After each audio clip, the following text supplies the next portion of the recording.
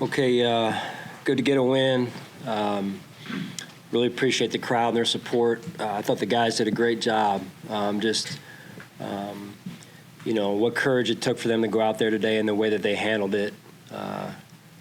Just very impressed by them and our team, including all the staff. Back and forth game. Give credit to the Patriots. They had a good plan and did some really good things. And at the end of the day, we were able to come out with the win. And really excited to watch Naheem with that opening kickoff for a touchdown. Happy for him and well executed there. So, the time's yours. You mentioned going into the game how emotional this was going to be, play to play. For you personally, what was that experience like, and how overwhelming was it at times? Yeah, I mean, it was like I said, going into the game, a lot of unknowns, just not sure how the players were going to handle it. I feel like I had a pretty good control on how I was going to handle it, but you never know. Again, just because it was a new situation for us, and we were all thinking of Damar and his family. And then we come out with the first play there, and it's kind of surreal watching Naheem, score, and then I was more concerned. I guess it's just coach speak, right? But more concerned about the next play and the ensuing 3 quarters and how that was going to, be handled there. So, but again, our guys came in at halftime, made the adjustments they needed to make, and then we went out. The organization came up with the term "One Buffalo." Do you think that the way that the community and the team has rallied together this season, do you think that's exactly what they had in mind when they came up with that term? I don't know. I think that that came up without my help. So, but I do believe that is unique in this with this team and in this city, right? In terms of One Buffalo and the synchronization, if you will, of the team, as well as the Sabres and the other professional sports teams that we have here and the fans. It's very unique that way. Josh called Back that. to the opening kickoff and that play. We were watching up in the press box, and we saw the camera with a tight shot of your face. You looked stunned. You almost had no expression. What was going through your mind? Yeah, I to be honest with you, you as a coach, I guess, as a head coach, you think about the coin toss and what you're going to do and all that stuff in the days leading up to the game, and then obviously they won the coin toss, and to be honest with you, I thought before in the days leading up to the game, wouldn't it be special if we could take that opening kickoff? And then when it happened, I was just like, respectfully, I wasn't surprised. Just by the way the week's gone. And then for that to happen, it was kind of like, to God be the glory, number one, and then just like, what else, right? What else? And not honestly, also not surprised by our guys with that. I mean, it's like that was, they were set on doing that, So just a good moment for everyone. So, Coach, how many seeds you think was planted today, and did you feel the guy above's presence today out there? The guy above me and God? God, yes, sir. Oh, man. Yeah, I mean, I mentioned that the other day, and, that's why I'm here. And I believe that. I believe things happen for a reason. Like I said the other day, I'm a man of faith, and just fun to watch and be around a good group of people that work so hard towards a common goal, and they care so much, in this case, about Damar and all their teammates. So it's, like I said, God is so good, and I believe, obviously an unfortunate situation, but God has shown himself through this situation in so many ways. Coach, just in the last year, this community's gone through a racist mass shooting just days ago. There was a horrible blizzard, turned out to be very deadly. Right. Talk with fans here who say they turn to the Bills to lift them up when times are tough. Yeah. This past week, was it the other way around? Was it the community lifting you guys up? Yeah, I mean, like I talked about, that being in sync with your fan base and the fan base being in sync with your team. I think that's real here in Buffalo, and we lift each other up. That's what we do. we need them like they need us, and we feel strongly about that. And I think when the players feel that is when it goes to another level, that intimate connection from the fans to the players and the players to the fans. Again, I think that's when it gets to a special level, and our players have that and our fans have that. And I mean, to come out there today, I think it's Zach Brown who's got that song "Family Table," and being at home today was like we were coming together as a family in that stadium, and they supported us, and hopefully we gave them a couple things to cheer about also. Could a win, even a Super Bowl win, top this? Right now, honestly, I appreciate where you're going with that, but focused on one game at a time right now. Player said Damar was on the phone with you guys post-game, broke Yeah. down the team huddle. Yeah. What was that like? Yeah, it was great. The power of technology anymore, that you can, FaceTime a guy and they can see him, and he can see us, and for him to break down the team, I thought was pretty cool also, and we can't wait to see him. Sean, how did you? When did you guys know for sure that Damar was going to be able to watch the game today? Well, I'll just speak for myself, Catherine. I knew I had texted with him last night, and he texted me this morning and said he would be watching and locked into it. So for me, that was confirmation, my first confirmation. But I guess I kind of, just based on his progress, I kind of figured he'd be able to watch it. Sean, how did you think that Dean did stepping into the lineup under those circumstances? Yeah, I thought he did some really good things. His rapport with Jordan back there looked like they were working pretty well in tandem and communicating and everything. So, just overall, big picture-wise, I thought he did some really good things out there. Sean, you said you were thinking thinking about that John Brown gave the Molly Carver touchdown to Denny. Did you see that or hear about it? I heard about it. Yeah, I didn't see it. But again, you talk about the people quotient, and we've got good people, and our players are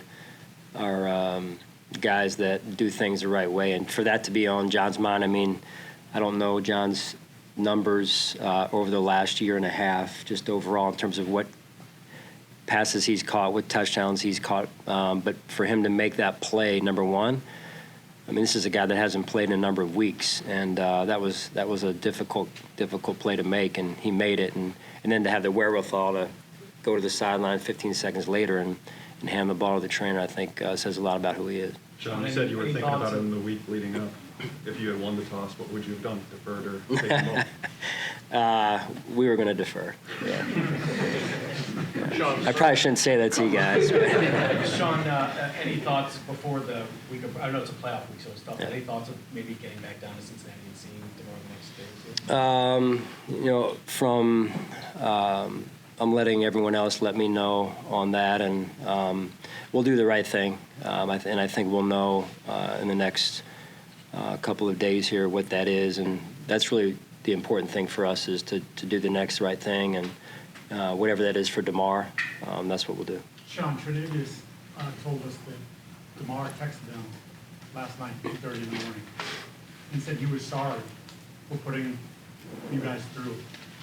What does that say about the guy that's in the hospital then, who's apologizing to his teammates and to the rest of us? Yeah. Not surprising. Emotional to hear that. But not surprising because of who Damar is and how unselfish he is, and what a great person he is. I mean, you guys see the pictures of Damar, and he's got such a special smile and kind of that twinkle in his eye when he looks and he smiles, and he just brightens up an entire room. So he's just a special person, and so it doesn't surprise me that he would think of others before thinking of himself in that way. And then with Trey himself, very emotional. I don't know if you saw his comments yet. Fought through it this week. He said he can't wait to just hug him. Yeah. What's it been like just, he's the leader of your team, just seeing him going through this week? Yeah. That again, all these traumatic events are somewhat different, right? Because very few are the same. And I think for those guys, our players, being on the field when that unfolded was a unique situation. And so then not only moving forward to play a game, but also them being in the game, I think was an added dimension. And I should go back to the other comment or question about Damar. Like, Damar should in no way, shape, or form feel bad or apologize for him putting his teammates through this. I think we would all agree that God's hand is in this and has been in it from the first moment. And I think, and I should say this, when you watch how at times divided we can be as a country and a world, I think the thing we all recognized this week was when people can put love first and people first and come together, how powerful this country and this world can be for the good, and the amount of love that people can have for one another. And maybe it took a sporting event for that to happen, but I think that's a great example to all of us, and we should continue with that moving forward. Coach, I don't know if you heard, but shortly before the game, just minutes before kickoff, which you would have deferred, Damar tweeted out a photo to everyone. I know the team's been able to see it, but are you aware that so just to show you, so he put this photo out, so the world has been able to see this. Do you see him having the courage to share that? What goes through your mind? Man, you guys are really good, I'll tell you what, man. Showing me pictures now. Yeah. I see that's his mom, and I can't tell, is that his dad on the other side? Yeah. They're a special family. I mean, you know, I've gotten to know his parents now, obviously more than I did before, and what they've been through, his folks, and the way that they handled it. And I was there. I know Brandon and Nate stayed as well, and then Tabani, I mentioned Tabani, he's still there. And so, I guess my time's up. And so, to watch parents, and I have children myself, nobody wants to go through that. And to see how strong they were was impressive, extremely impressive, and they love their son. So we support them as well. Coach, did you say anything different to the players last night to get them to relax so they could sleep? Yeah, I just tried to keep it honestly. It's probably my shortest night before talk with them was just, you know, have the proper focus that we need to have and just take it one play at a time and do your job. Nothing less, nothing more. I think the tendency possibly would have been to, I got to do this, I got to do that. And so I just wanted them to settle in and just do their job, knowing that would be enough. I know you don't really like to use the word "I" that much. You like to talk about a team because it's about that. But what do you learn about yourself as a leader, as a head coach after this last week and after getting this win today? I think more than anything, again, just sometimes there's no script for things, and you know, you prepare to be a head coach, and you've got to learning from Andy Reid. You've got a big notebook, and that acts as your playbook at times, at least through the first maybe year or so. But when you get to situations like this, I really believe that God was showing us the way, and I think that you know, minute to minute is the right way to go about it. So honestly, that's probably not the answer you're looking for, but that's how I honestly feel about it. Like, you know, you got to trust your gut and then ask God for the wisdom to move this team and lead this team in the right direction. Coach, to see, you know, you were talking about the type of person that Damar Hamlin is, right? To see kind of that curtain get peeled back and have the rest of the world see the type of person through his charitable work or, you know, whatever that may be. It's so easy for athletes to just be seen on the surface level and nothing further than that. What does that mean to you to be able to have the rest of the world see the type of person Damar Hamlin is? Yeah.